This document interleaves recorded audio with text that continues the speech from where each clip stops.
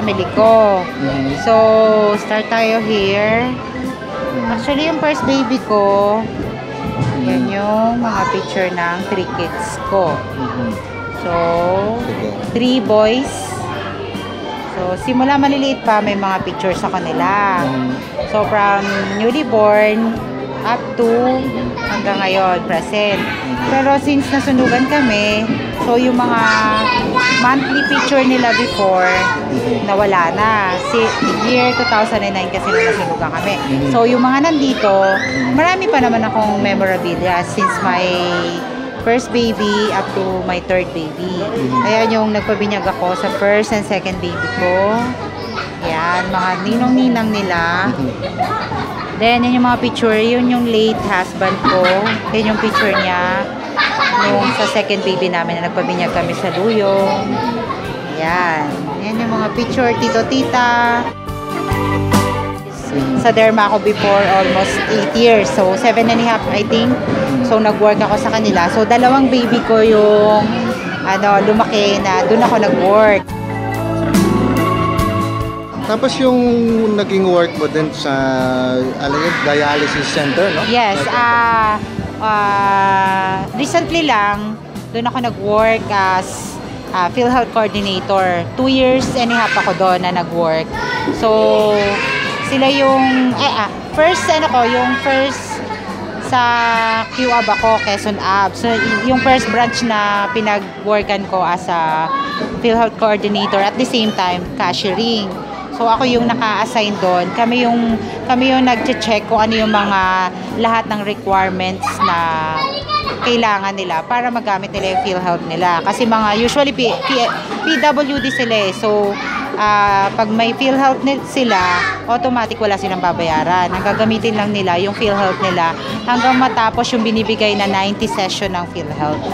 Yung naging takbo ng career mo, may naging connection ba yung pagka-educated mo sa Maris Alumni Shift?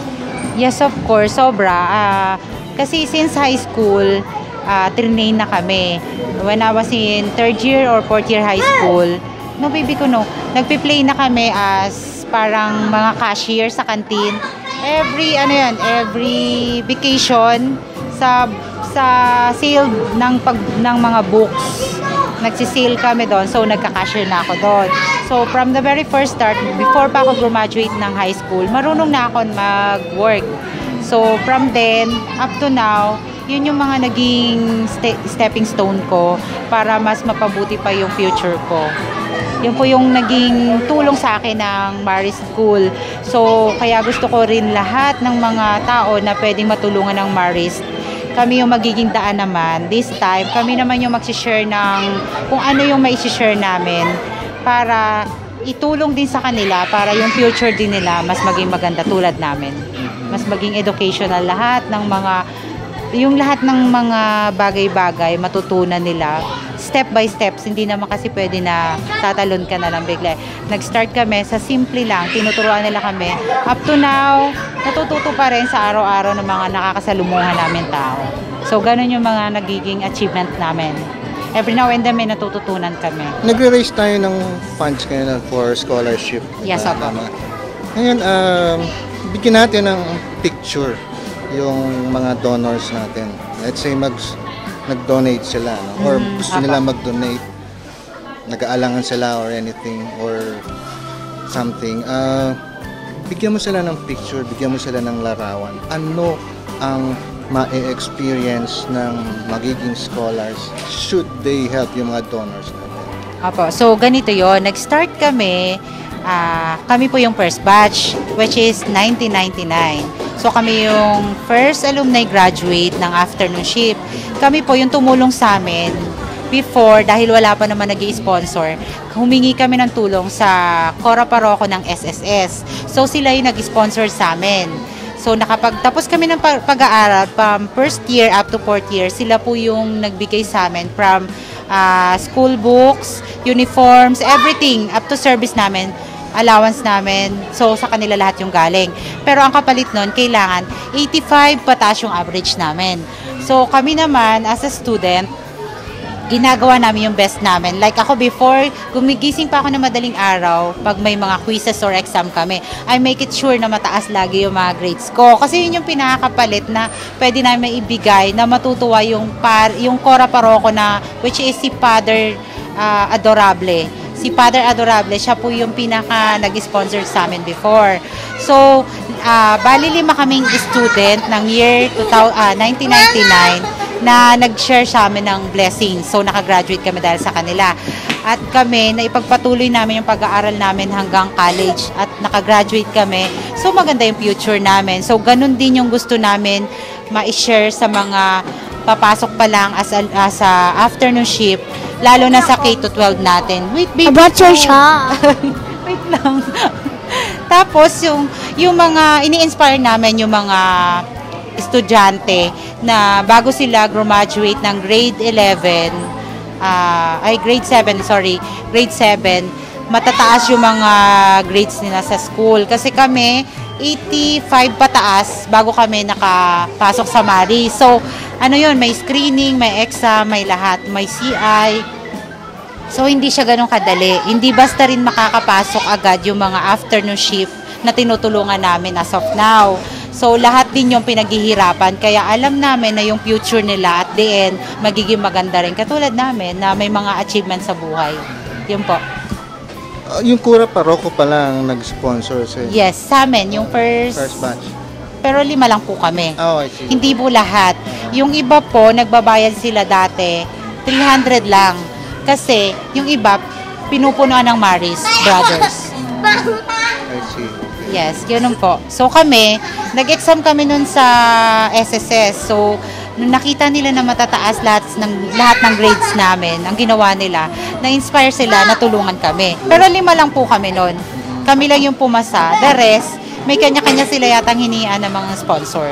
So ngayon, gusto namin ma-centralize.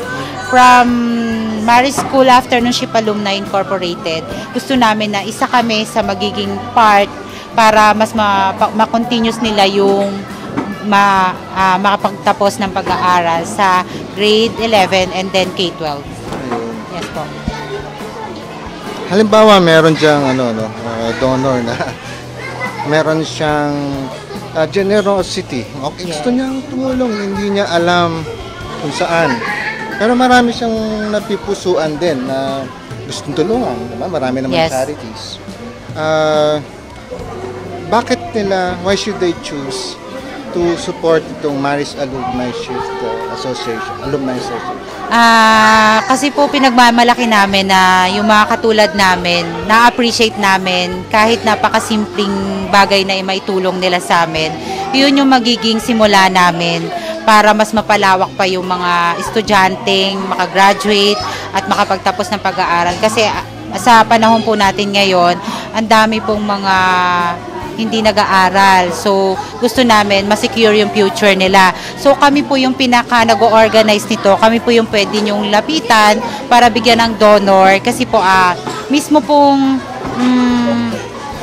yung core group namin, if ever, kami po yung mag-ano ng fund para idirekta po mismo sa Maris na mag-aaral yung mga estudyante. So, secure po tayo na dun po sa kanila mapupunta yun at hindi kung saan-saan lang. Meron ding ibang scholarship fundraising di ba? Yes, opo. Ibang school, Yes. So, halimbawa, meron dyan donor, namimili siya kung saan. Of course, maganda kung lahat mapagbibigyan. Yes, But, opo. limited yung funds. Why should they choose yung Maris Alumni Afternoon Shift? Sa palagi ko po, kaya kami, if ever na mapipili nila, sa tingin ko kasi mas binibigyan namin ng priority yung mga estudyanteng gustong makapagtapos ng pag-aaral at alam namin na gagawin nila yung best nila katulad namin para maibalik yung giveaway nila. Kasi after namin graduate, yun po yung pinaka nakatatak na sa isip namin na isi-share ulit namin sa mga susunod na generation kung ano yung shinare nyo sa amin katulad ng mga tulong na binibigay nyo.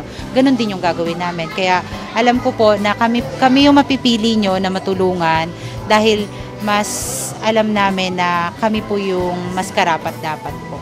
Yun po. Just thinking, what if, no? What if hindi ka nasama dito sa afternoon, alumni afternoon shift, no? Yung high school ka. What if lang? Ano kaya yung buhay mo ngayon? If you wish to answer that question. Sa tingin ko, kasi kahit pa paano naman ginawa din naman ng parents ko yung lahat. Tapos ako po kasi hindi po ako yung taong umaasa. Independent po ako eh. Nag-college po ako na working student po ako. So alam ko po kung paano po yung hirap. Kaya sa tingin ko naman, ma-achieve ko pa rin to yung kung ano meron ako. Pero mas napadali ko yung pag-achieve nito dahil may mga taong may generous na puso na tumulong sa amin noong mga time namin. Ayun po. Yung mga potential beneficiaries nitong scholarship fund na nire-raise natin, no? Ano ang sa tingin mong mangyayari o epekto or sa kanila kung hindi nila matikman itong benefit of a scholarship fund sa afternoon shift? Malaki po yung difference kasi po usually karamihan lalo na sa mga may hirap na family, nahihirapan po sila na i-send yung anak nila sa magandang school or mapatapos ng pag-aaral. So ito po yung ginagawa namin para po mas mapadali po yung gusto nila na makapagtapos ng pag-aaral sa tulong ng program na ginagawa po namin. Yun po yung pinaka-goal namin. Yung maibigay namin, yung best namin, para at the end, ma-reach nila yung mga dreams nila, sila naman yung mag-give back dun sa mga next generation. Kung ano yung nakita nila na ginawa namin, siya rin for sure na gagawin nila sa mga susunod na mga afternoon shift. Apo. Yung kanina, the way you told me and the way I understood it, na magiging unique itong scholarship fund na to kasi pipiliin ninyong mabuti. Yes. Yung kumbaga may matindi ang screening process ng Maris afternoons. Can you give us a picture na paano nyo i-screen? Paano nyo mapipili yung deserving? Opo, ganito po yun. Nung nag-exam po kami, sobrang haba ng pila. I think 300 students. So, from 300 students in interview. So, first interview, doon nila na malalaman yung character ng isang bata. So, pinipili na nila, I think, 200. So, 100 na agad yung mawawala. So, from 200, mag-exam. So, out of 200, magiging half na ulit yun. So, 100 na lang. Yung 100 na yan is a CI and then last interview. So, dun po nila ma-check kung talagang kailangan ng tulong. Kasi yung mga less fortunate talaga ng mga estudyante, yun po yung pina-priority namin. Kasi yung may mga kaya naman na ma-send yung anak nila sa school, kinakausap namin yung parents in a nice way. So, pag disturbing yung bata, meron kaming parang waiting list. Kasi meron yung iba hindi na tumutuloy. So, as of now, yung 100 na yun nagiging 50. So, dyan po yung pinaka-screening. Kaya po, kitang-kita na sa screening pala ng estudyante. From 300, magiging 50. So, talagang alam mo na yung mga estudyanteng yun, deserving na makapagtapos sa Maris School. Yun po yung nakikita na namin lahat. Ayan. Siguro, pwede tayong kausapin natin direkta yung mga potential donors at mga existing donors na rin say whatever is in your heart right now. Yes po, kami po yung Maris School Afternoonship Alumni Incorporated, which is first batch po ako nang galing. Ako po si Rosemary Congayo Jimenez.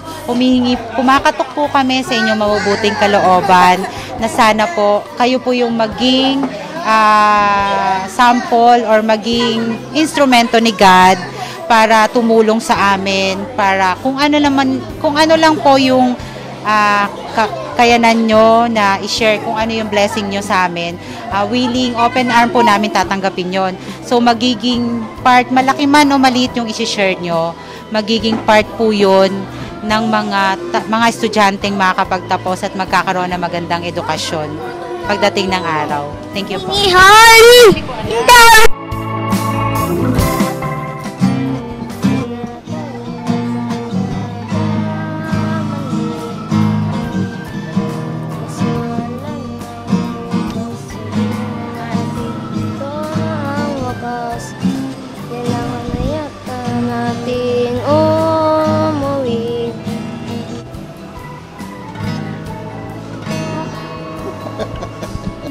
Later. Sige. Oh yeah, wait, later. Alam mo, tuwan-tuwa ako na kasama ko ang family mo ngayon. Although, siyempre, minis natin ang husband mo. Sobrang nami-miss kasi pag nakikita ko yung mga kids ko, I love you, nak. Pag nakikita ko pa yung mga kids ko, Ano pangit kasi? nakikot muna kayo, nak. Ayoko, gusto ko bilhin. Oh, wag ka muna magkulit. Bibili tayo. Masira. Huling take na, last Uli take na nga, ilas na to. Rami, ayusin mo. Okay, game. Ayan. Kasi, Pangit kasi. ay, Sige, okay, background na lang. Pangit kasi. ah, Pangit kasi. Concentrate na. Ayoko na. Concentrate. Hindi, concentrate tayo. Pangit kasi. ah, syempre po, sobrang, sobrang namimiss ko yung husband ko. Pero, dahil may iniwan siya sa akin 3 kids, sila po yung nagbibigay ng inspiration sa akin.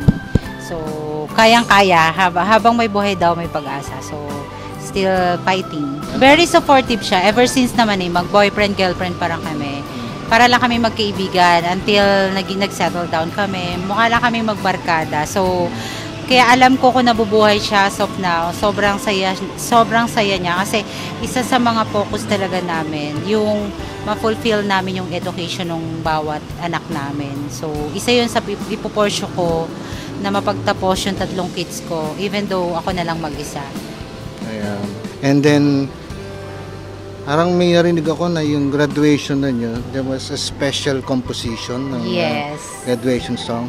Maybe that would be a good way to conclude our conversation ngayon. Can you sing for us Sure. yung graduation song? This is the graduation song namin nung graduate kami, which is year 1999. Parang kailan lang kung panahoy babalikan, mga pangarap na binuoy malapit ng makamtan. Bagong yugto na naman ang ating haharapin, mga pangarap ay tagumpay na pilit nating abutin. Pag-aaral at kabutihan sa guro'y nakagisnan, hirap at pagod ng mga magulang ay alay sa inyo. Isang munting pasasalamat mula sa amin to. Ayun po. Sa friends, isang pasasalamat para sa inyong lahat. Yes po, thank you so much po. Afternoon shift po. Maris afternoon High shift. school afternoon shift.